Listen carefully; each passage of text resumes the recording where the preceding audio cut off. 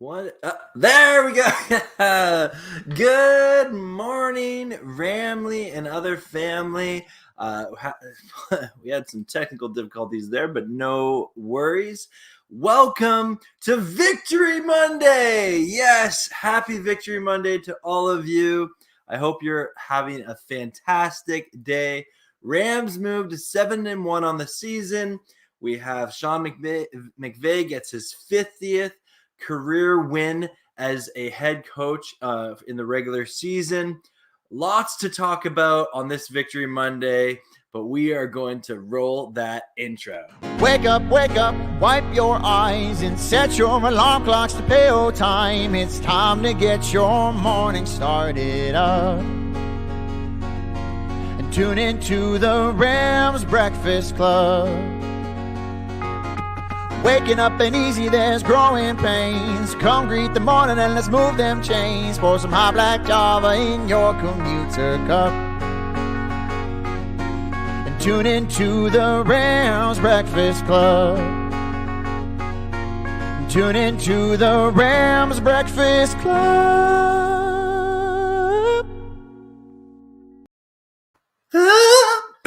Shout out to Jeremy for that great little jingle there.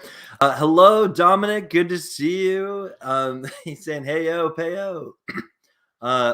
Reminds me of a Folgers commercial. Yeah, something like that. Well, let's get into this. Again, I do try to plan these out so that I can clip these away. And today, we are going to get into the 5 takeaways from this game. And then afterwards, we will, of course, do the Kurt Warner versus Matt Stafford versus Jared Goff segment that is well loved. But we will be talking about Matt Stafford for MVP. Yeah. So here are my 5 takeaways from this great win over the Texans. Number 1, 7-1 is fun. Super Bowl is still the goal. Let's not forget about that. And we just finished this 3-game stretch of teams that we were supposed to beat, and we beat them. 2 of those teams, the Texans and the Giants, we had John Wolford out there that we'll talk about. And Stafford didn't have to play the whole game. We got to pull a lot of our starters, and that's awesome. That's a great place to be in. Very much rejoicing over that. And it's fun to be a 7-1 team. You're in the conversation for best team in the league. You're tied record-wise for best team in the NFL. And, only Arizona, because they did beat us, that's our one loss. They hold the tiebreaker over us for the division lead. So still very much in play. The goal of getting home field advantage at SoFi through the playoffs that's still in play. And it's exciting. We have a couple of tough games here that we'll talk about, but I'm looking forward to the rest of this season. It's been a great season to be a Rams fan. It's been fantastic. A lot of fun. These games have been, intense, on the edge of your seat, but and they've been a grind for some of them. But I very much have enjoyed being a Rams fan this season for sure. Takeaway 2. We got to talk about it. Tu and Wolford look awkward. They looked really awkward, and that's probably the nicest way to put it. Tu did leave with a shoulder injury, so we do hope he's okay.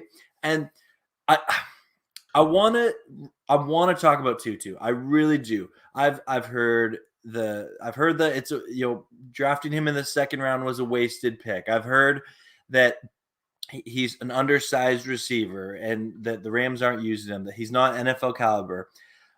I want to reflect, and these are my honest kind of internal thoughts about it.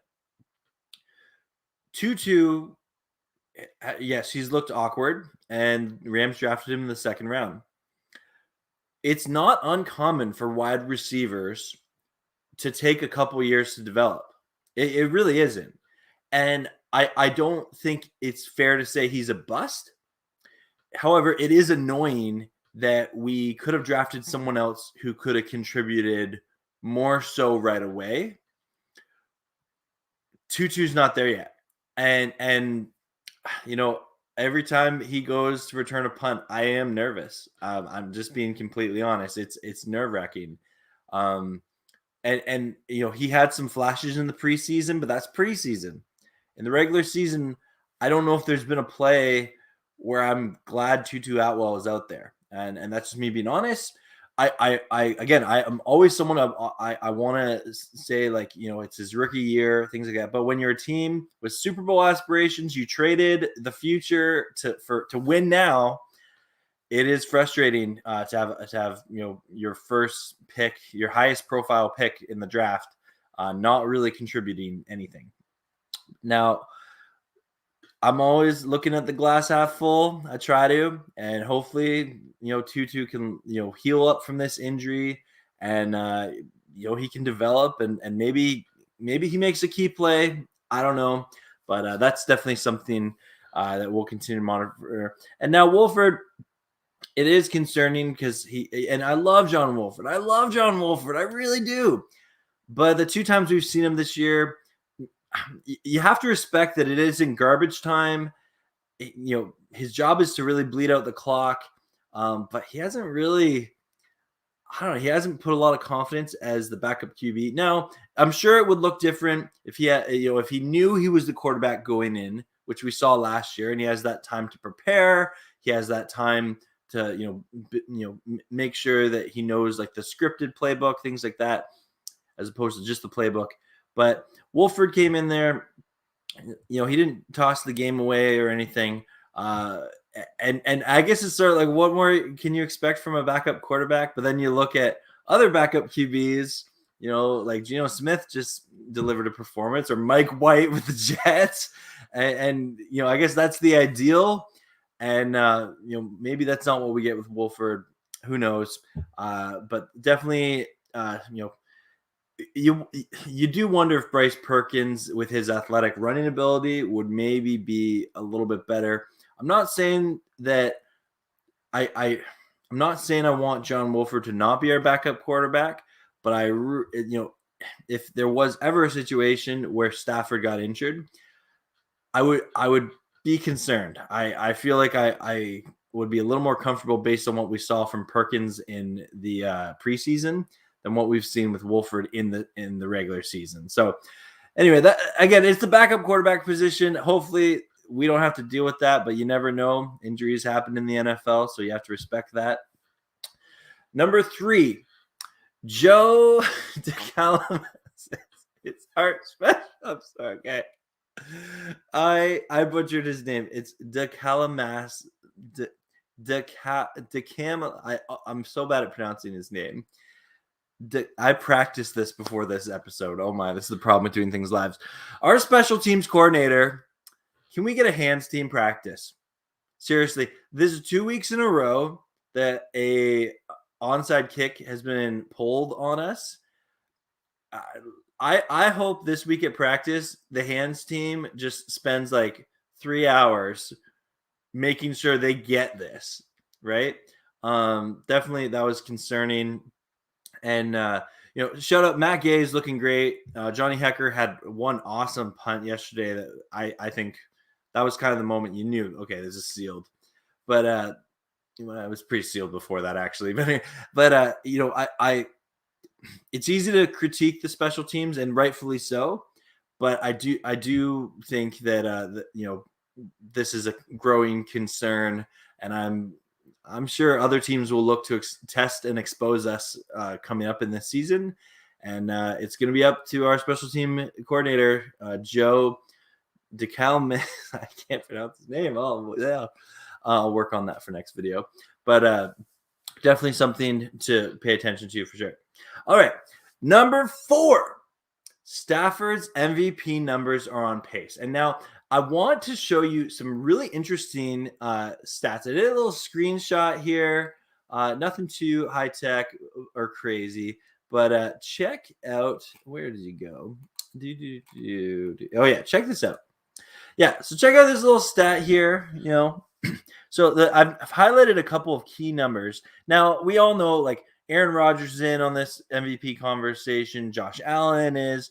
The reason why I screenshotted Tom Brady, Matt Stafford, and Kyler Murray is because they're currently the passing leaders in the NFL. So Matt Stafford is actually second in passing yards.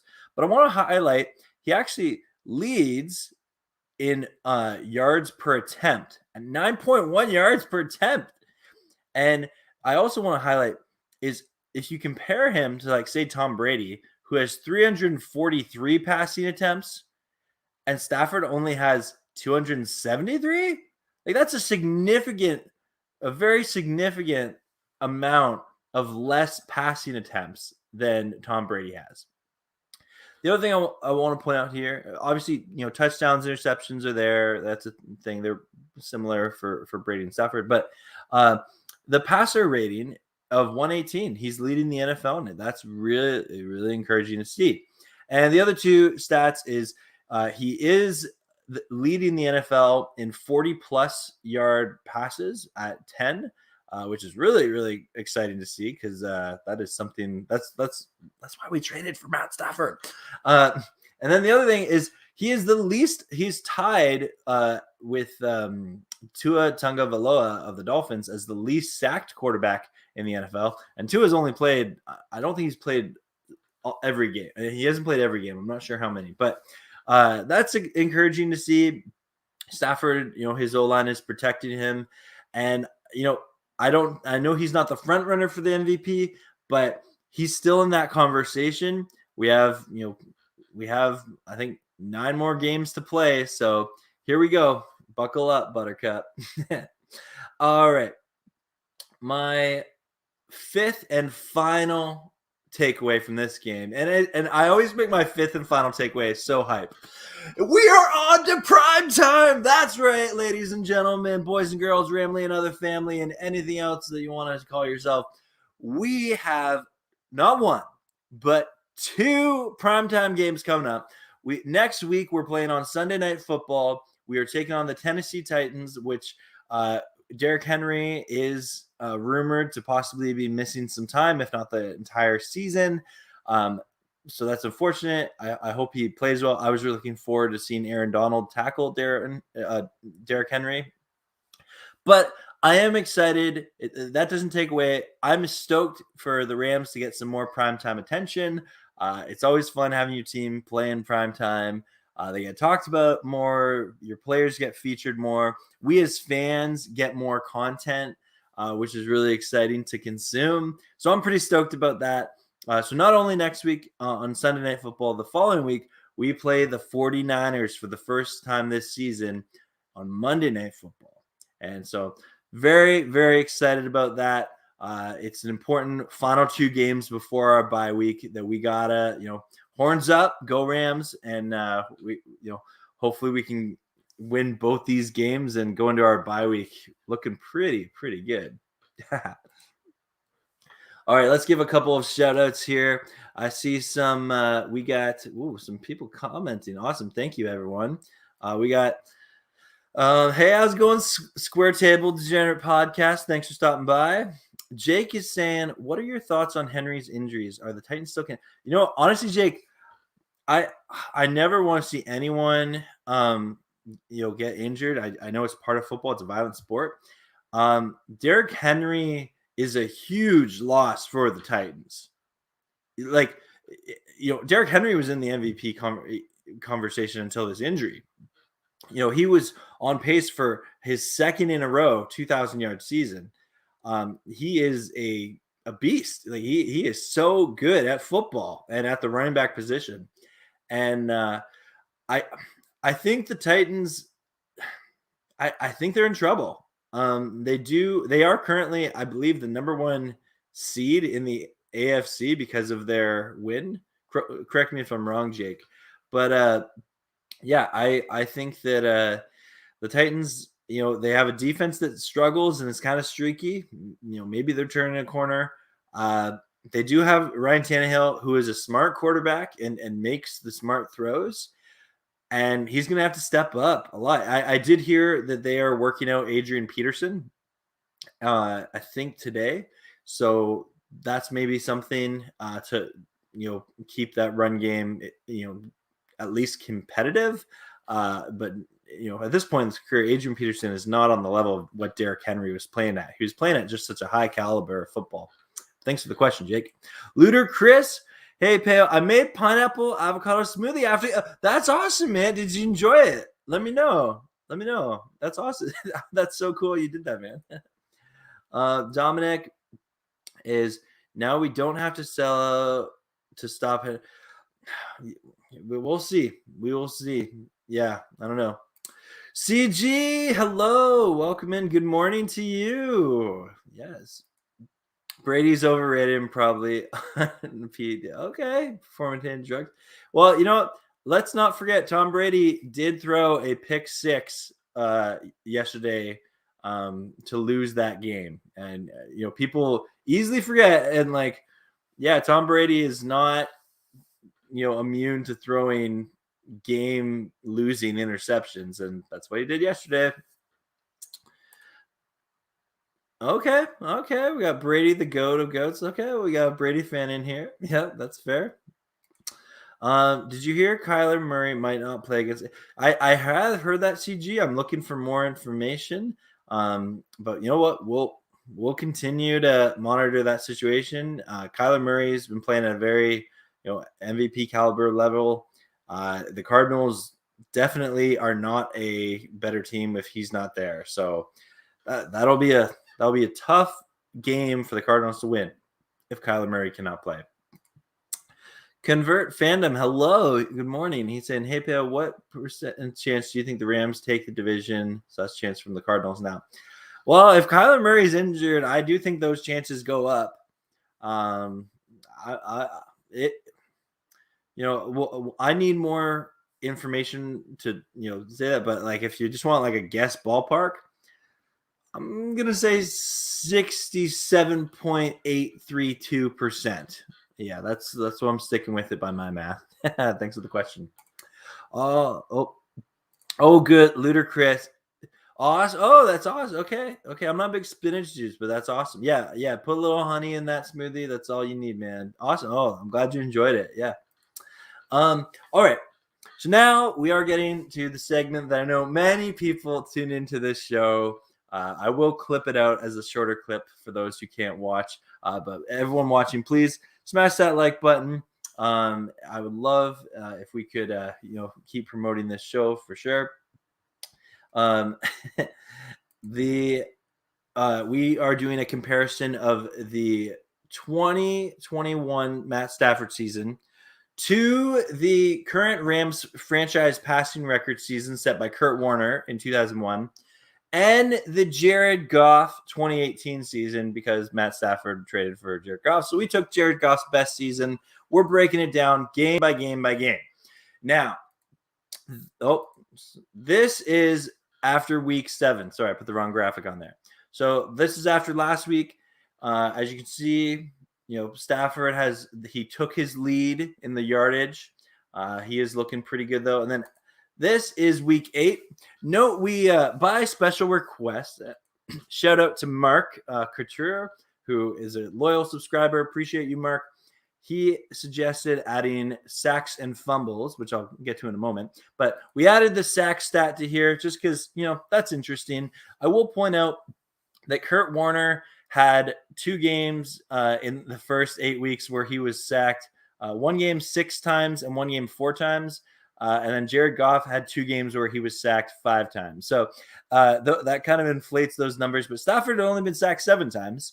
And Stafford is leading in touchdowns and has the least amount of interceptions and now leading in yardage, which leads me to believe Matt Stafford is still on pace to break the Rams franchise passing record of 4,830 yards. Now, I did mention I was going to mention fumbles.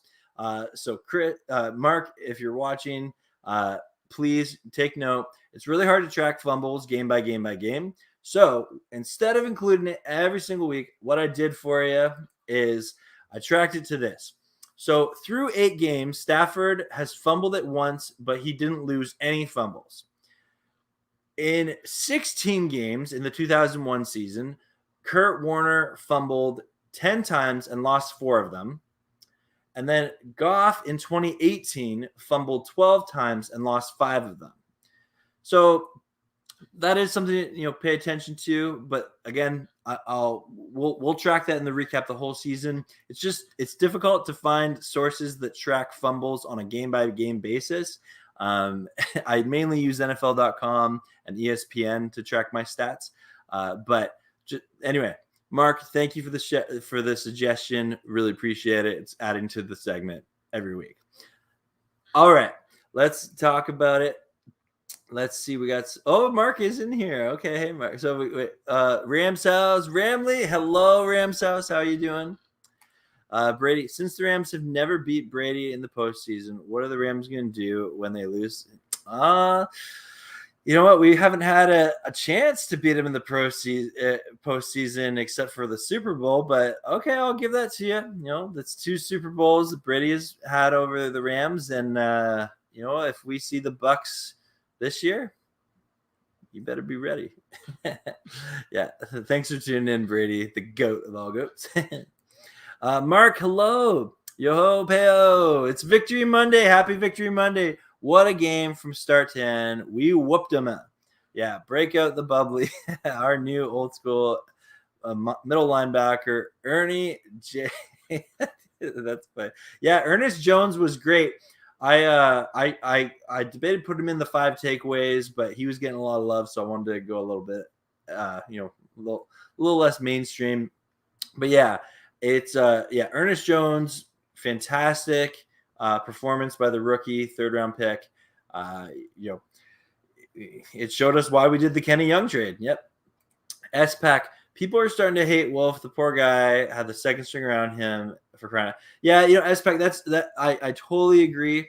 Totally agree. But at the same time, when you see other quarterbacks, like backup quarterbacks with some success, you'd like to see a little bit more. But he definitely, there is a situational thing. You need to acknowledge that he was playing with 2nd strings. It's in garbage time. The game was well in hand. Like, you can't say you hate Wolford or something. I really don't think that it's something that we need to spend a lot of time working about. But we will see. We will see. No Boom did great in place. Oh yeah. You know what? Can't believe I didn't even think about that, Ludacris. Joseph Noteboom, round of applause. Very much a round of applause for him at left tackle position. Andrew Whitworth was injured. Seemed like it was more precautionary, but Noteboom played great yesterday. Stafford didn't get sacked yesterday. That's 2 games now where Stafford has not gotten sacked at all, and that's awesome. Brady, are you really trying to compare? Yeah, no, for Brady, that's what I do. Each and every week, I compare the 2001 season to Kurt. That was the Rams franchise passing record season of Kurt Warner, and I'm comparing it week by week. And yeah, it's just sort of a fun thing to do. That's kind of interesting. Right now, Stafford is on pace to break the Rams franchise passing record. Thank you, Brady. I appreciate it. Thank you, Peo. Yeah, you're welcome. And thank you for the suggestion. Yeah. Yeah. I told you I'd refer to it. Yeah. Are the Rams going to draft another RB this offseason in case another problem with Cam Akers? Brady, it's tough to talk offseason right now. It seems like the Rams always draft a running back because, we got Jake Funk this past year. And now he has an ACL tear and is out for the year. So, yeah, we'll see. Yeah, give Wolf a break, guys. He's playing with backups. Yeah, I don't want to spend a ton of time talking about Wolford just because I really feel we're making too much of it, and I'm part of the problem. Critiquing our backup QB solely on garbage time performances. But again, John Wolford, you can't. He's his own biggest critic, so he knows he didn't play up to the level he wanted to. But at the same time, you have to acknowledge the situation that he was given for sure. We were talking. Joseph Noteboom looked great. Whatever, guys. I always try to keep the Rams Breakfast Club under a 30 minutes for our rewatch crew. Tonight, myself, Sheriff Joe Bags, over on Rams Showcase and Rams House are going to be appearing on Rams Showcase YouTube channel. And we are going to be talking about, Rams. And so I encourage you to come on by, talk with us, chat with us. That's tonight. And you know what? Let me look at the link here. Oh, the link did not show here. Anyway, I'll put that link in my community tab. And so be sure to tune in if you want to talk more Rams tonight. And as we are on the eve of the trade deadline, and the Rams seem to be gearing up for something. We have a theory they're stirring up something. Something's a brewing. But anyway, thank you so much for watching. Let me know what your takeaways are from this game. I want to hear from you guys and chat with you in the comments. Have a great day. We'll see you tonight over on Rams Showcase. And, stay tuned to the next Rams video. Thanks for being on Payo Time. It's peacing out. Like, comment, subscribe, all that jazz. And I will let our amazing Rams Breakfast Club serenade you all out. Have a great day, everyone. Catch you later. Wake up, wipe your eyes and set your alarm clocks to Payo Time. It's time to get your morning started up. Tune into the Rams Breakfast Club. Waking up ain't easy, there's growing pains. Come greet the morning and let's move them chains. Pour some hot black Java in your commuter cup. And tune into the Rams Breakfast Club. Tune into the Rams Breakfast Club.